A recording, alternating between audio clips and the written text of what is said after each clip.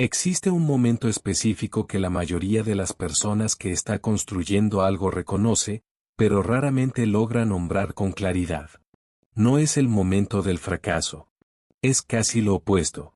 Es el momento en que te detienes, miras lo que ha sido construido, reconoces que el resultado está ahí, y aún así sientes que algo no está bien. Como si el número correcto hubiera llegado con un peso que el número no debía cargar. Como si la conquista fuera real pero el costo que trajo consigo no estuviera en el contrato que habías firmado mentalmente cuando comenzaste. ¿Ya has sentido eso? No la decepción de quien no llegó. La extrañeza de quien llegó pero percibe que el viaje cobró más de lo que estaba previsto.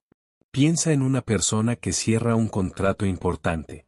Un contrato que estuvo buscando durante meses, que representaba un salto real en lo que estaba construyendo. Y en la noche en que el contrato es firmado, en vez de descansar con la sensación de que llegó, ya está calculando lo que necesita que suceda a continuación para que lo conquistado no desaparezca. No hay alivio real. Hay un breve intervalo entre una tensión y la próxima. Como si la prosperidad hubiera llegado pero no trajera consigo el estado que debería acompañar a la prosperidad. Ese sentimiento tiene un nombre. Y no es ingratitud. No es falta de perspectiva. No es incapacidad de celebrar lo que fue alcanzado. Es la señal de algo que la Biblia articuló con una precisión que lleva décadas de vida práctica entender de verdad. Es la señal de que el enriquecimiento que llegó no vino por el canal que produce enriquecimiento sin costo. Y lo más extraño es que la Biblia decía esto hace miles de años. En apenas 12 palabras. Y casi nadie percibió lo que estaba siendo dicho allí.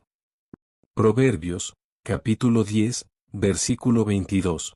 La bendición del Señor es la que enriquece, y Él no añade tristeza con ella. 12 palabras. Y dentro de esas 12 palabras existe una de las distinciones más radicales que la sabiduría antigua registró sobre el funcionamiento real de la prosperidad. La bendición del Señor enriquece. Y ella no añade dolor. No hay agotamiento integrado. No hay tensión crónica como subproducto. No hay costo interno que el extracto bancario no capture pero que el cuerpo, las relaciones y la calidad del estado desde donde vives saben calcular con una precisión despiadada. Salomón escribió esa frase. El hombre que administró el reino más rico de su época, que condujo negociaciones con naciones distantes, que erigió estructuras cuya complejidad organizacional impresionaría a líderes modernos, que conocía el mecanismo de la riqueza no como teoría, sino como realidad concreta que había pasado por sus manos durante décadas. Y la conclusión a la que este hombre llegó, después de todo lo que vio y todo lo que construyó, fue esta: existe una diferencia fundamental entre el enriquecimiento que viene de la bendición y el enriquecimiento que viene de la fuerza. Esta diferencia no es solo espiritual. Es operacional. Es verificable en la experiencia de cualquier persona que se detiene a observar con honestidad no solo lo que está construyendo, sino cómo lo está construyendo, a qué costo, y si ese costo estaba o no estaba en el proyecto original. La cuestión que este mensaje va a responder no es si estás trabajando lo suficiente. Probablemente lo estés haciendo. La cuestión es de dónde está saliendo lo que estás construyendo. ¿Está saliendo de la bendición o está saliendo de la fuerza? Y si está saliendo de la fuerza, ¿qué es lo que se está cobrando silenciosamente por esa elección que nunca hiciste de forma consciente?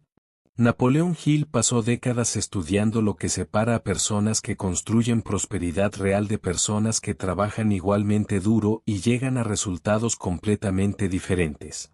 Diferencias que no podían ser explicadas solo por talento, por capital o por circunstancia. Diferencias que iban más allá del esfuerzo externo y que tenían origen en algo que la mayoría de sus contemporáneos no lograba articular con la misma precisión. Hill lo lograba. Él identificaba dos tipos de acción que producían resultados radicalmente diferentes incluso cuando el volumen de esfuerzo aplicado era semejante. Al primer tipo lo llamaba acción forzada. Al segundo, acción inspirada.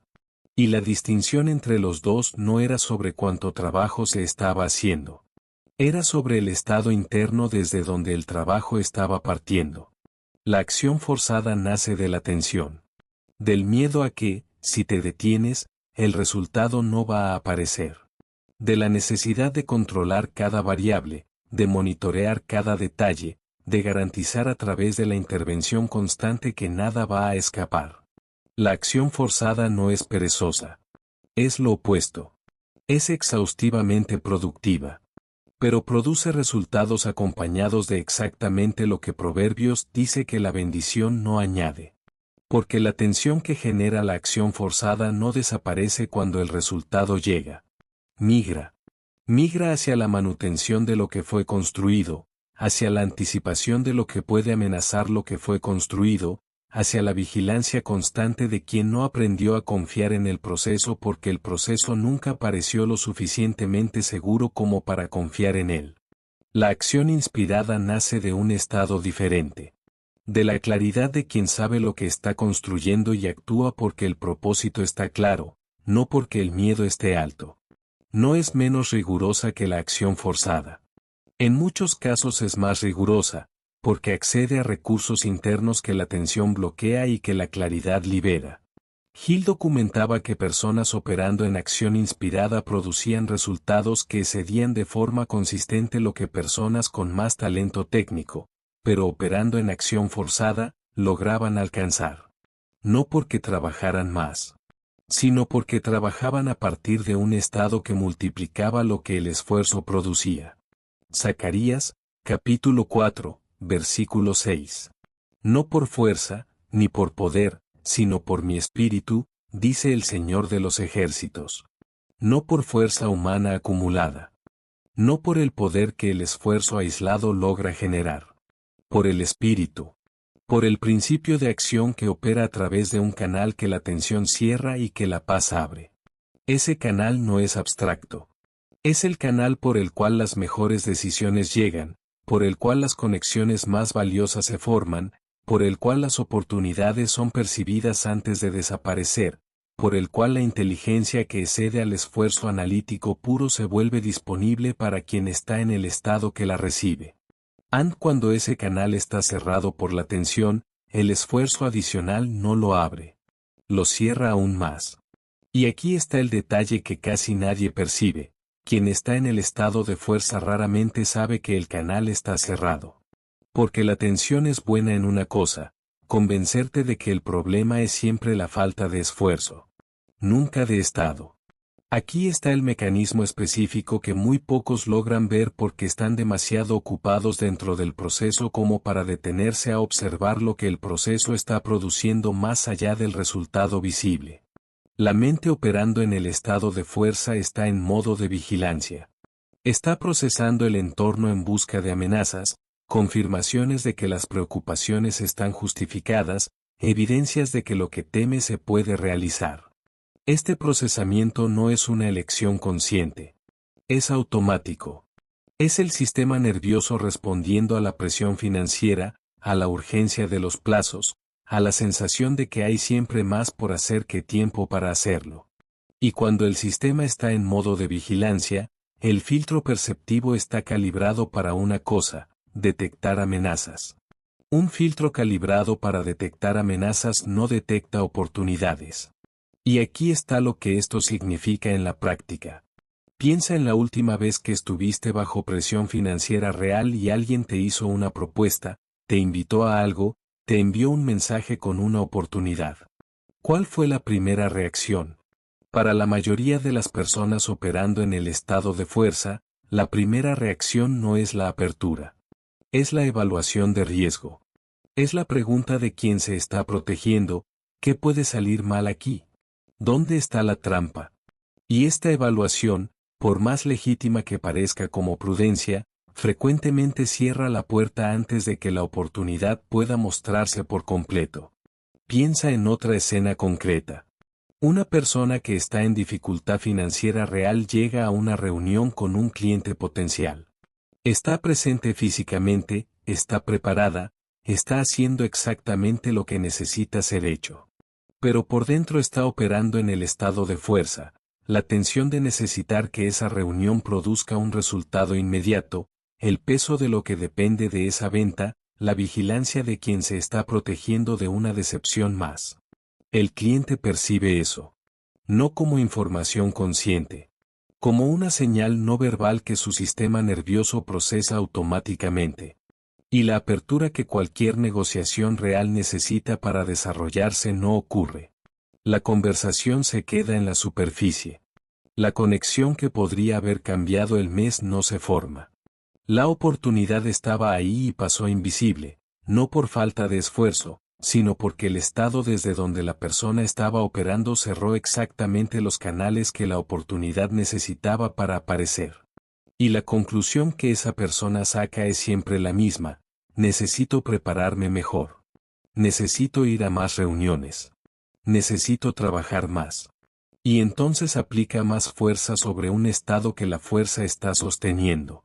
Y el ciclo continúa, produciendo resultados que llegan con el costo integrado que Proverbios 10:22 está describiendo cuando habla del enriquecimiento que añade dolor. Pero el bloqueo perceptivo es solo lo que aparece en la superficie.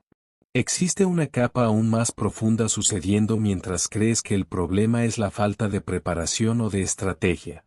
Las decisiones financieras más importantes de tu vida raramente son tomadas con toda la información disponible.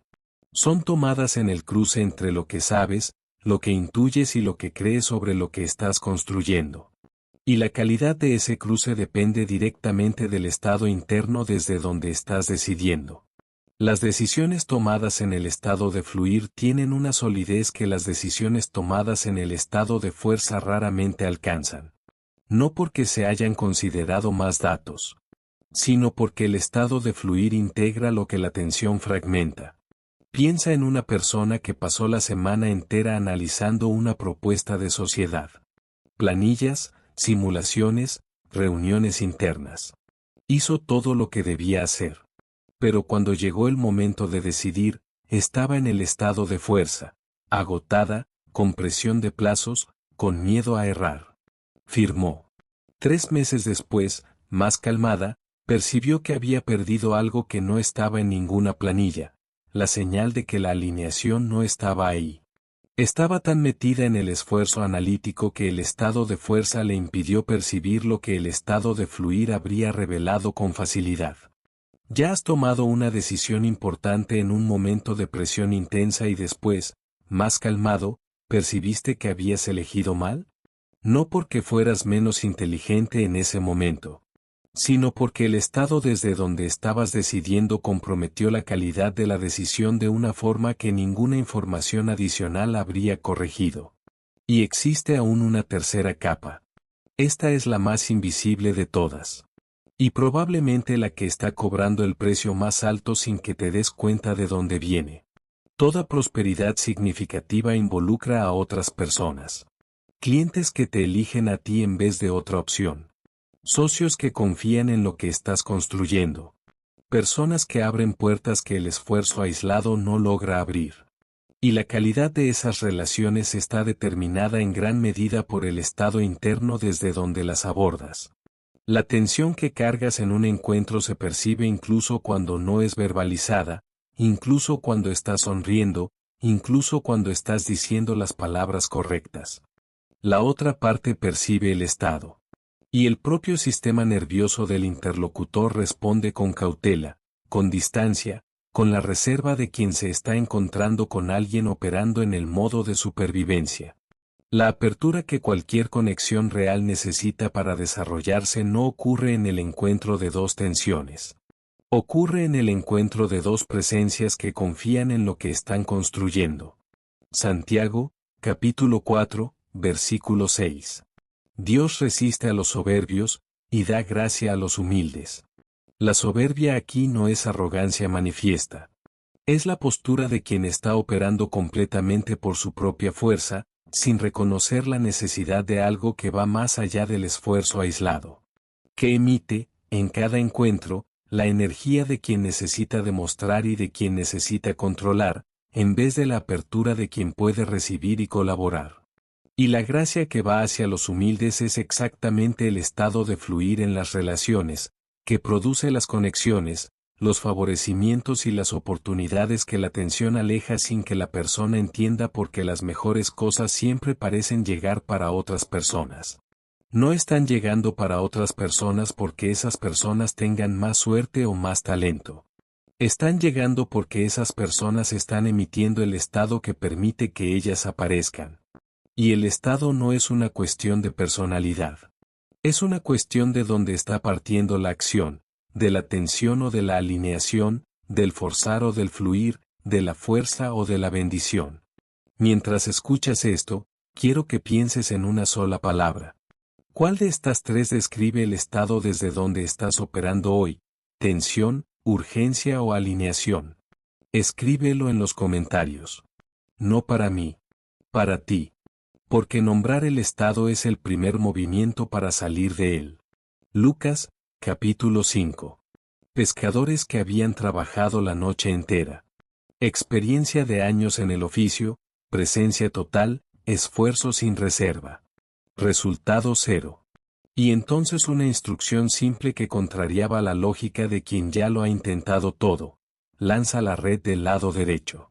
La respuesta inicial fue la de quien está agotado de intentar y ya sabe, por la experiencia, que no va a funcionar. Pero obedecieron. Y el resultado fue una red tan llena que se necesitó ayuda para jalarla. Lo que cambió no fue la cantidad de esfuerzo. Fue la fuente de donde la instrucción vino. La acción que partió de una alineación con algo mayor que el análisis puramente racional produjo un resultado que el análisis puramente racional nunca habría generado.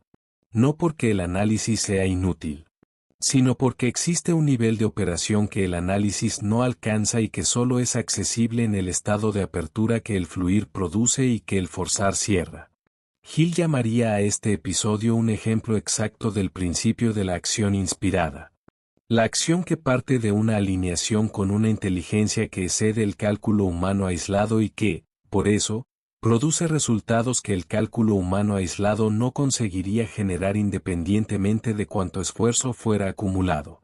Y el detalle que Hill destacaría con atención especial es que el esfuerzo de los pescadores no fue removido del proceso. Ellos todavía jalaron la red. Todavía trabajaron. Pero la dirección desde donde el trabajo partió cambió, de un esfuerzo exhausto operando en el estado de fuerza a una acción alineada operando en el estado de apertura. Y ese cambio de estado produjo lo que el estado anterior nunca habría generado, independientemente de cuántas noches adicionales hubieran pasado pescando en el lado equivocado. Este es el mecanismo que Zacarías 4:6 está describiendo. No por fuerza. No por poder. Por el espíritu. Por el canal que se abre cuando el estado interno está alineado. Ahora, la pregunta que casi todo el mundo hace en este punto es esta. ¿Pero cómo dejar de forzar sin dejar de actuar? Porque la primera lectura de este principio activa una objeción inmediata. Parece que dejar de forzar significa dejar de trabajar, reducir el esfuerzo, aceptar menos de lo que es posible producir. Esta objeción es comprensible.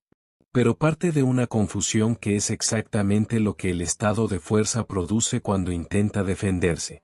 Dejar de forzar no significa dejar de trabajar. Significa trabajar a partir de un estado diferente. Y el trabajo hecho a partir del estado de fluir no es menos riguroso que el trabajo hecho en el estado de fuerza. Es más riguroso, porque accede a recursos que la tensión bloquea y produce resultados con una eficiencia que el esfuerzo tenso raramente alcanza. Hill diferenciaba con precisión lo que llamaba diligencia de lo que llamaba compulsión. La diligencia es la acción consistente que parte de la claridad de propósito, que sabe lo que importa y concentra la energía en lo que importa, que avanza con compromiso porque el destino está claro. La compulsión es el volumen de acción generado por la ansiedad, por el miedo a no estar haciendo lo suficiente, por la necesidad de demostrar a través del esfuerzo que mereces el resultado que deseas. Por fuera, la diligencia y la compulsión parecen idénticas. Ambas se despiertan temprano. Ambas trabajan mucho. Ambas son constantes. Pero por dentro son estados completamente diferentes. La diligencia tiene claridad. La compulsión tiene urgencia. Y la urgencia drena exactamente los recursos internos que la claridad necesitaría para producir el resultado que el esfuerzo compulsivo está buscando sin conseguir.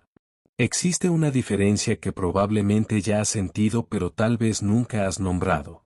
La diferencia entre trabajar un día entero y terminar con la sensación de que produjiste algo real, y trabajar un día entero y terminar con la sensación de que corriste mucho sin salir del lugar. El volumen de horas puede haber sido idéntico. La diferencia estaba en el estado desde donde las horas fueron vividas. En el primero caso, la diligencia estaba presente, enfoque claro, acción que sabía hacia dónde estaba yendo. En el segundo, la compulsión estaba al mando.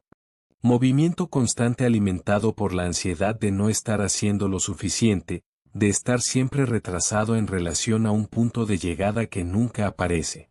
Tú sabes eso. Ya has vivido los dos.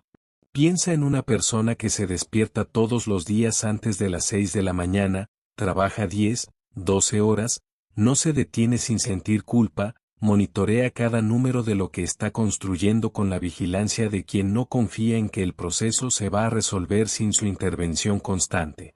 Por fuera, disciplina absoluta. Por dentro, compulsión operando sin pausa, cobrando un precio que solo aparece cuando la persona finalmente se detiene, mira lo que construyó, y percibe que llegó con un costo integrado que no estaba en el proyecto. Los resultados están ahí. Pero el dolor que Proverbios dice que la bendición no añade también está. Y la conclusión que esa persona saca es siempre la misma: necesito hacer más.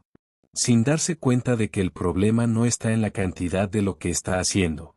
Está en el estado desde donde lo está haciendo. Mateo, capítulo 11, versículos 28 al 30. Venid a mí todos los que estáis trabajados y cargados, y yo os haré descansar. Llevad mi yugo sobre vosotros, y aprended de mí, y hallaréis descanso para vuestras almas, porque mi yugo es fácil, y ligera mi carga. El yugo del que Jesús habla no es ausencia de trabajo. Es ausencia de carga. Es el estado de quien trabaja sin que el trabajo pese con el peso que la compulsión añade como subproducto inevitable de su propia operación.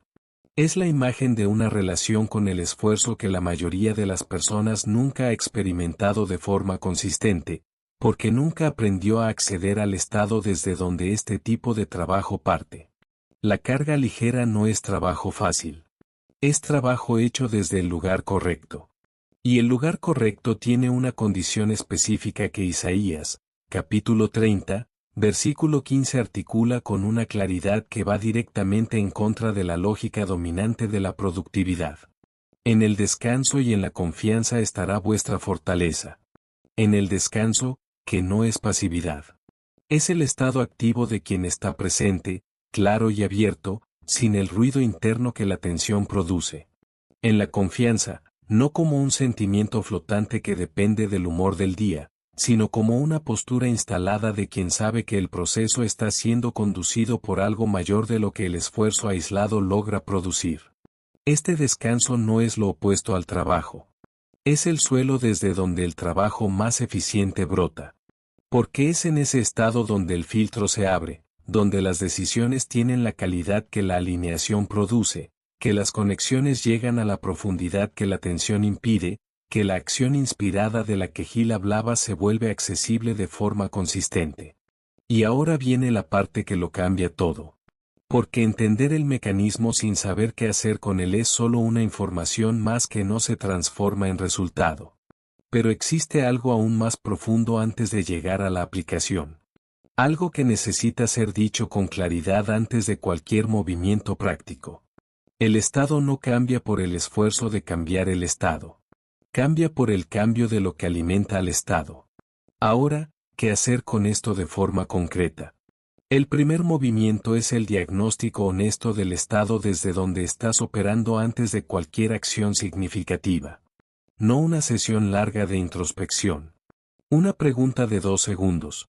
¿Estoy actuando a partir del estado de fluir o estoy actuando a partir del estado de fuerza, del miedo a que si no actúo ahora el resultado no va a aparecer? Si la respuesta es estado de fuerza, el primer paso no es ejecutar la agenda del día. Es ajustar el estado antes de actuar. Porque actuar a partir del estado equivocado con el plan correcto produce menos resultado que actuar a partir del estado correcto con un plan imperfecto. Hill documentaba esto repetidamente. Las mejores acciones de las personas que había estudiado raramente eran las más elaboradas. Eran las tomadas en el estado correcto. Y aquí hay algo que va a parecer simple pero que cambia la calidad de cada hora de trabajo. El estado desde donde entras en una tarea determina el estado desde donde vas a salir de ella. No cambias el estado en el medio. Eliges el estado antes de comenzar. El segundo movimiento es la separación clara entre lo que está dentro de tu campo de influencia y lo que está fuera. El valor que entregas, la calidad del trabajo, las relaciones que cultivas, las acciones que puedes tomar. Dentro del campo, actúas con toda la diligencia que tienes, en el estado de fluir. El tiempo de los resultados, la respuesta de las otras personas, las variables que no dependen de tu esfuerzo directo. Fuera del campo, entregas con confianza real y liberas la tensión de controlar lo incontrolable. Gran parte de la tensión que la mayoría de las personas carga está siendo producida no por lo que está dentro del campo, sino por el esfuerzo de forzar lo que está fuera. Y ese esfuerzo no produce el control que busca. Produce un estado de fuerza adicional que cierra aún más el canal que necesitaría estar abierto. Pero el segundo movimiento todavía no es el más transformador. El próximo va en contra de todo lo que aprendiste sobre cómo merecer un resultado. Proverbios, capítulo 16, versículo 3. Encomienda al Señor tus obras, y tus pensamientos serán afirmados. Encomienda, que es un acto de entrega deliberada. La postura de quien hace el trabajo con lo mejor que tiene y entrega el resultado a quien puede producir con él lo que excede a lo que el esfuerzo aislado alcanza. Y los pensamientos serán afirmados, la claridad, la dirección, el estado de fluir que esta entrega genuina produce. No como una recompensa espiritual desconectada del resultado práctico, sino como el estado que la consagración real instala. Un estado de claridad y de paz que es exactamente la condición desde donde la acción inspirada parte calidad de acción que el orden invertido no consigue generar. El tercer movimiento es la gratitud como regulador de estado. No como una práctica sentimental desconectada de los resultados. Como un mecanismo de ajuste del filtro perceptivo. Cuando reconoces con especificidad lo que ya existe en tu situación actual, lo que ya fue construido, lo que ya está funcionando, le comunicas al subconsciente que la abundancia es una realidad presente, no una promesa futura. Y el subconsciente en el estado de abundancia percibida observa el mismo entorno con filtros completamente diferentes al subconsciente en el estado de escasez. Filtros diferentes perciben realidades diferentes en el mismo entorno.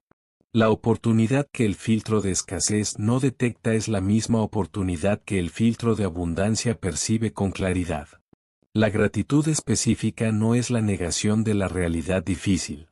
Es el ajuste más eficiente que puedes hacer en el filtro con el que observas esa realidad. Y el cuarto movimiento es tal vez el más contraintuitivo de todos. Aprender a reconocer cuando el retiro deliberado es la herramienta correcta, y no el esfuerzo adicional.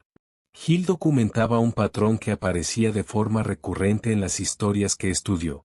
Personas que habían aprendido a distinguir el periodo en que el esfuerzo directo era la herramienta correcta del periodo en que el retiro deliberado era lo que el proceso necesitaba. Y desarrollaban una sensibilidad para reconocer cuando estaban en el segundo periodo. El periodo en que insistir en el esfuerzo directo estaba impidiendo que el resultado apareciera, no por falta de trabajo, sino porque existen procesos que necesitan tiempo y espacio para completarse, y que el esfuerzo prematuro de acelerarlos los interrumpe antes de que el resultado esté listo para aparecer. Hill identificaba además que las soluciones más creativas, las percepciones más valiosas y las ideas que cambiaban trayectorias raramente llegaban durante el trabajo intenso. Llegaban en los intervalos. En la caminata después del almuerzo. En el momento entre despertar y que el estado de alerta total se establezca. En el espacio que el subconsciente necesita para entregar lo que estaba procesando mientras el consciente estaba ocupado gestionando urgencias. ¿Ya te has despertado con la solución a un problema que habías intentado resolver por horas la víspera? Eso no fue coincidencia. Fue el subconsciente entregando el producto de un procesamiento que el forzar estaba interrumpiendo. Y cuando vuelves al trabajo después de un descanso genuino, no estás retrasado. Estás más entero. Y una persona entera produce más en 2 horas que una persona agotada en 8.